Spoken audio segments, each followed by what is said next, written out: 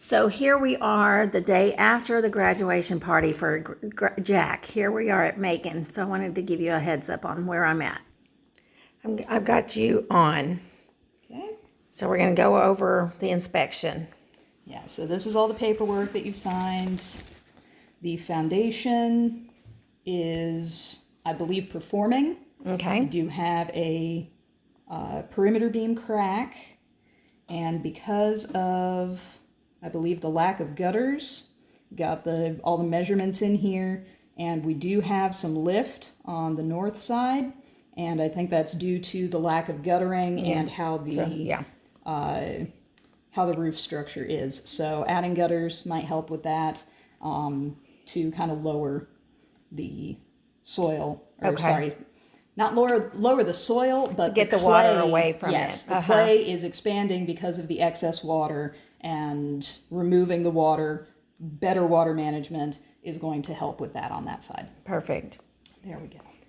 And we've got some low spots that correspond to where the upper and the lower roofs come together. And again, because of the lack of guttering, we're getting some erosion in those areas. Okay.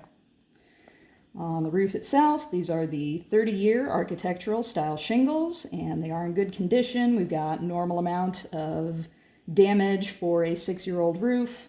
Need to seal up some of the fasteners. They did not install the kick-out flashing where the roof and the wall come together. That is also very normal. If and when the roof needs to be replaced or repaired, that would be a great time to add that in. Yeah, that's at the front, up at the front. Yes. Okay. Roof structures is a rafter style system, and everything is performing. You have plenty of insulation. You have good ventilation. There That's are good. 4 attic accesses. Holy cow. 3 doors in upstairs bedrooms, and then a pull-down ladder. And the pull-down ladder is where you will access the HVAC system and where you will change the air filter. Got some very minor joint cracking happening. Obviously, they have their storage here. We've got some minor repairs on the walls, very normal. On the exterior, it is time to touch up some of the sealant around the penetrations through the wall. So that's all your utilities, your lights. This is the wire for the irrigation system. Here where the brick and the wood come together, they're starting to separate a little bit, so we want to seal that with an elastomeric caulking to keep the water from getting into the wall cavity. Ceilings look to be in good condition as well. The floors overall are performing. Around the commode in the master bathroom, it seems like the flooring is bubbling a little bit there. It sounds hollow. Okay. I do not believe that is from any water damage. It's just from the movement, and it's a very small area, so it may have just come loose from the subflooring. Doors open and close nicely. On the garage entry door, this one's a code update. There should be self-closing hinges on the door, so if you leave your car running in the garage and you just run in real quick with your arms full of groceries, the door will shut itself to keep the carbon monoxide in the garage space. That is a code that comes and goes. It is currently active, so I have to tell you about that. Yeah.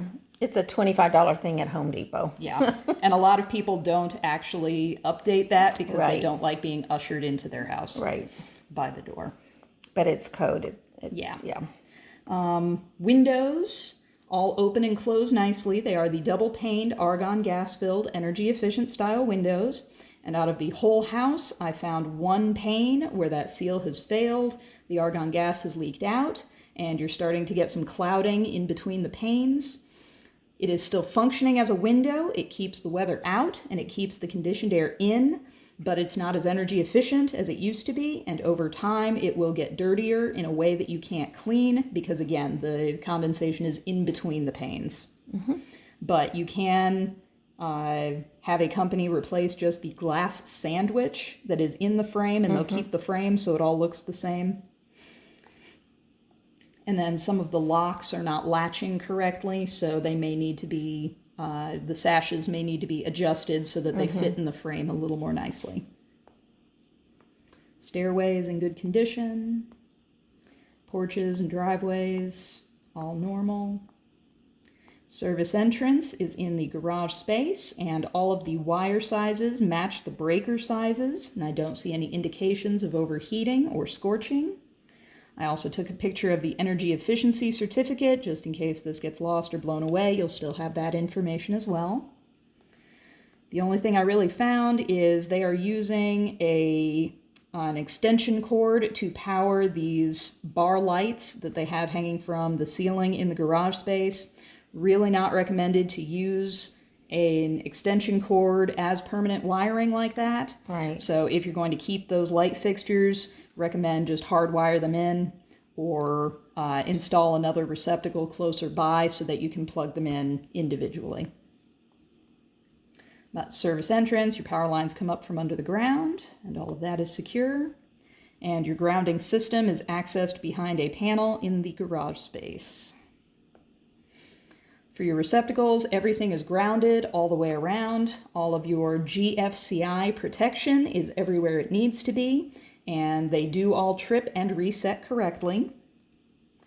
For your switches, you have a couple that do not appear to control anything. Usually that is the wiring has been put in for a ceiling fan, and the room just doesn't have a ceiling fan in it. And we've got a light in the kitchen that is not functioning, may just need to have its bulb replaced. You do have smoke detectors everywhere you need them, and when one goes off, they all go off, so they are interconnected the way that they should be. And the ones outside the sleeping areas are also carbon monoxide alarms, like they should be. You do have one system and two thermostats for your HVAC, so you can individually control the temperatures for the upstairs and the downstairs. However, you cannot have heat running on one side and cooling on the other. So you just... That makes sense. Yeah. If you want to have it cooler upstairs than downstairs, you can accomplish that. And the heating system is a heat pump, and it is working well, heats nicely. For the cooling, basically just needs a servicing. It's time to change the air filter. You've got some, and might be difficult to see here on this video, but there is some leakage coming out from the coils in the upstairs, and there is some standing water in the pan, but the standing water is in the corner where the drain line is in the center, so the pan needs to be adjusted a little bit so that the water will go to the drain line when it needs to. And then the thermostats are in bedroom areas, which is not recommended when you have the door shut. Then the thermostat is going to have trouble taking the temperature of the overall floor. They have tried to mitigate that by putting a return air in the master bedroom. I do not believe that there's one in the rear corner bedroom. So just be aware that when that door is shut, that room will achieve temperature faster than the rest of the floor. Upstairs. Okay. Correct. And then you don't have an air register in the downstairs half bathroom. Because it has a door, it should, but realistically, you're probably not going to be spending 20, 30 minutes in the half bathroom, so realistically, it's not going to make much of a difference for the day-to-day living. For the plumbing, we want to have between 40 and 80 psi, and you're almost right on the nose at 70, so the shower pressure is going to be good. And mostly in the baths, I found cosmetic items. I did not find any leaks on the supply side or on the drain side of any of the fixtures. However, in the upstairs hall bathroom, the ball cock assembly is not functioning correctly, so you flush and it drains the water, but then it doesn't actually fill again.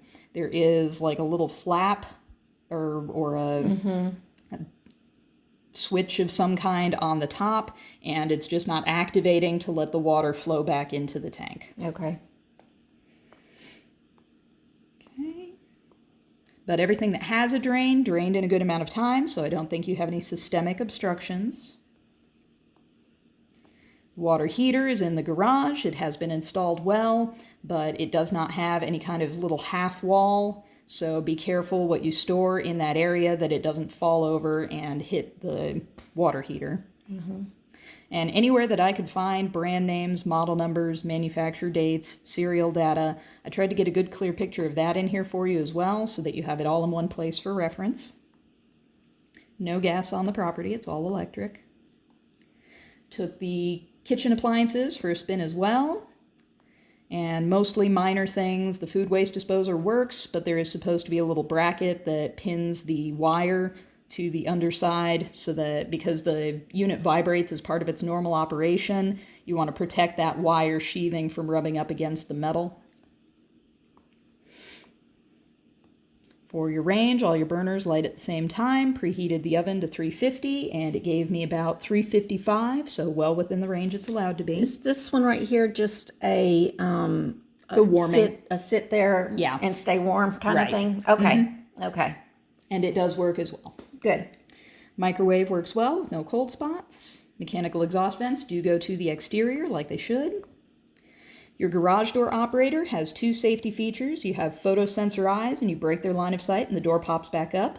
That one works. But if the door is coming down and it encounters pressure, if it hits something, it's supposed to pop back up, and that one is not working today. That is usually a sensitivity setting on the unit itself that just needs a little bit of adjustment. And because the unit vibrates as part of its normal operation, that is a dial that may tend to unset itself over time as well. Sure. Then dryer exhaust goes up and then out through the side. Could use a cleaning. The irrigation system, you have 15 zones for that huge because that backyard. yard. Oh my gosh. And just some of them need some minor adjustments. You have a couple of drip lines that are damaged, and I've got the station numbers on the pictures as well. Perfect. You've got some, instead of popping straight up out of the ground, they're popping up at an angle. And then some of them are spraying too much on the flat work, too much onto the windows and walls of the house. So we want to turn them to where they only spray the lawn, because no matter how much you water the house, it's not going to get any bigger. And then finally, I know we were concerned about the fence, so I got some pictures there. Oh, thank you. For the most part, I think that the ground has softened and some of the posts are just leaning, but there were some where the post is damaged at the bottom that I can see. And then this one is way down in the corner. There is a post that is propping up the fence because it is leaning from the neighbor's side. Okay. So, got a couple pictures there. And that's what we got. And they're perfect. Thank you. Hey there. So I got a great report on that, and I will, when you get it, we'll go back over it again and see what we need to do for repairs. Okay? Talk to you soon.